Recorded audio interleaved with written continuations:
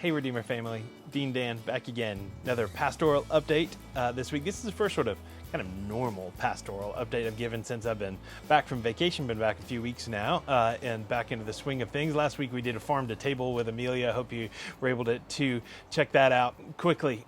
The main thing that I took away from having a space to sort of heal and rest and think over the course of July is the concept of slowing down. That's the thing that I took away from that time most specifically. How do we have a healthy rhythm of being productive in the things that we need to do in moving forward, but also being able to maintain the proper both boundaries and pacing, and how do we not get ahead of where the Lord is moving as well? So those are the things that I'm thinking about, even as entering it back into busy seasons at the church and in ministry at large as well. And so encourage you to pray with me and think about that with me as well. Okay, couple of quick updates for you. One, want to remind you that baptisms are coming up on August 27th, which is right around the corner. And so if you need to be baptized and would like to be baptized, or if one of your children, or if you have questions about that, why do we baptize infants? How is that biblical? What's the background for that? All of those things, we'd love to answer those. Reach out to Father Jared, and he can help prepare you for that time and get you ready. And we'd love to baptize you or your child on August 27th. To give you a heads up, just so you know where we're headed with the preaching over the course of this fall, we for the next couple of weeks we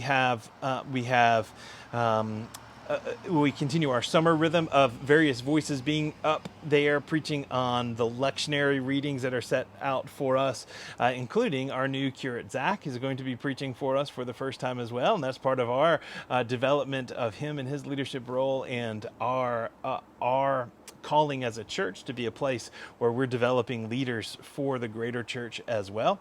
So he'll be preaching one of the upcoming weeks.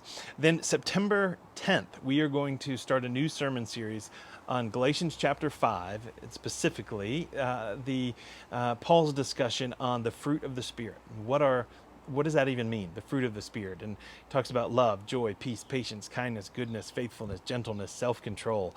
What are these things? And we're going to spend a week on basically each one of those things and what that looks like and those characteristics of Christ that are born in us through the power of the Spirit. So that's going to take us through about mid-November even as well. Then Bishop Steve Breedlove, our bishop, is going to be with us in November, and we'll have the joy of having him. And that puts us close to Christ the King Sunday and then Advent, the beginning of the new liturgical year for us. So just to give you a heads up, that's where we're headed. More details to come about all of those things, but if you want to read ahead, Galatians chapter 5, that's where we're going to be. Well, that's two things that I just want to keep in front of you. One, the Always Forward Conference, which is the Always Forward is the church planting initiative that I help lead with the Anglican Church in North America. Our annual conference is back here again. It was here 2 years ago. It was in Colorado last year. It's back here again this year, and that is September 27 through 29. We have some great speakers coming, and would love for you to be a part of that, and for Redeemer to own that, and to be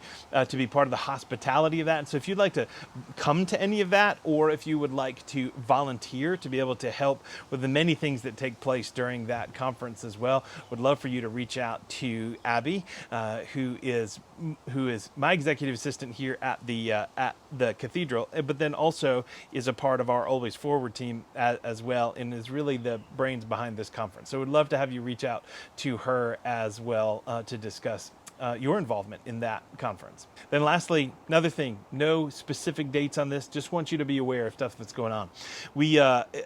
I think where we are in the direction and flow of the life of Redeemer is that now's a good time to really be asking questions about where are we headed? What's the next steps in the vision for the church that we have here at Redeemer? How do we live into being a cathedral? How do we step up our work with Parish Park Farm Abbey? All of those things that we are. So we're going through a process where we're in the very beginning of this, of starting to put together a strategic planning team to talk about what is our strategic plan. The vestry and I are having conversations about this as well, and so really going through a prayerful and communal discernment again, more information to come on all of this in upcoming weeks, but of just of how do we determine proper next steps for us in what the Lord is calling us to do and be as a church. So no call to action on that right now, except for to just pray and be excited about that we're moving forward and that the Lord is leading us, and I am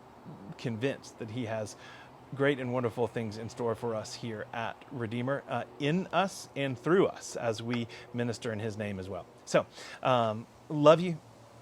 We say it when we don't say it flippantly. Love you, love our Redeemer family, love this church and what God is doing. And if you need your staff, if you need your clergy, we're here to love you and care for you and to serve you. So praying for you, and look forward to seeing you soon.